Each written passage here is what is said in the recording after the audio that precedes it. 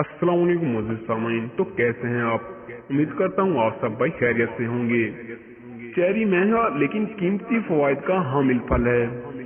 मौसम गर्मा में बेशुमार फलों की आमद का मौसम है और आजकल आप अपने इर्द गिर्द फलों की बहार देख भी रहे होंगे। चेरी भी एक ऐसा ही फल है जिसकी आमद मौसम गर्मा में होती है और ये खूबसूरती और हैरत अंगेज फवाइद में अपनी मिसाल आप है। चेरी पर होने वाली तहकीक से ये बात साबित हुई है कि सुर्ख और रसदार चेरी आर्थराइटिस और खटिया के दर्द में आराम देती है, साथ ही कैंसर और दियाबतीस जैसे खतरनाक अमराज से बचने में भी फायदेमंद होती है। यूँ तो तमाम इकसाम की चेरी सेहत के लिए फायदेमंद साबित होती हैं, लेकिन तहकीक ने ये साबित किया है कि खट्टी चेरी जो कि गहरे रंग की होती है, इसके छिलके में भरपूर ग़िज़ायत मौजूद होती है।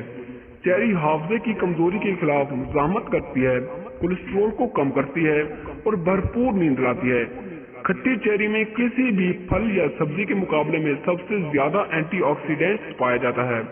अमेरिका में होने वाली एक तहकीक से मालूम हुआ है कि दौड़ने और दीगर जिस्मानी वर्जिशों के बाद चेरी का जूस पीना इंतहाई सेहत बख्श है।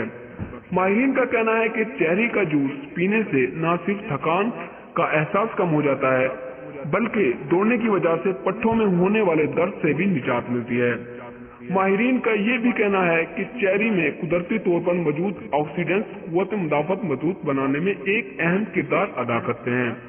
जो लोग बेआरामी का शिकार होते हैं या जिन्हें नींद बहुत कम आती है, इनके लिए भी इनका इस्तेमाल बहुत मुफीद है। माहिरीन चेरी को निज़ाम हज़म के लिए बेहतरीन करार देते हैं क्योंकि इसमें फाइबर की मिकदार पाई जाती है। चेरी वजन को मुतवाज़न रखती है क्योंकि इसमें विटामिन सी, ई, पोटाशियम, मैग्नीशियम, आयरन और फोलेट मौजूद होता है। चेरी में फाजिल चर्बी को पिघलाने की सलाहियत भी मौजूद होती है। हमें यकीन है कि चेरी के इतने फायदे जानने के बाद आप जरूर अपनी ग़िज़ा का हिस्सा बना लेंगे। तो दोस्तों, ये थी हमारी आज की एक वीडियो। अगर आपको हमारी वीडियो पसंद आई हो तो वीडियो को लाइक करें, चैनल को सब्सक्राइब करें। तो मिलते हैं अगली वीडियो में, तब तक के लिए अल्लाह हाफिज।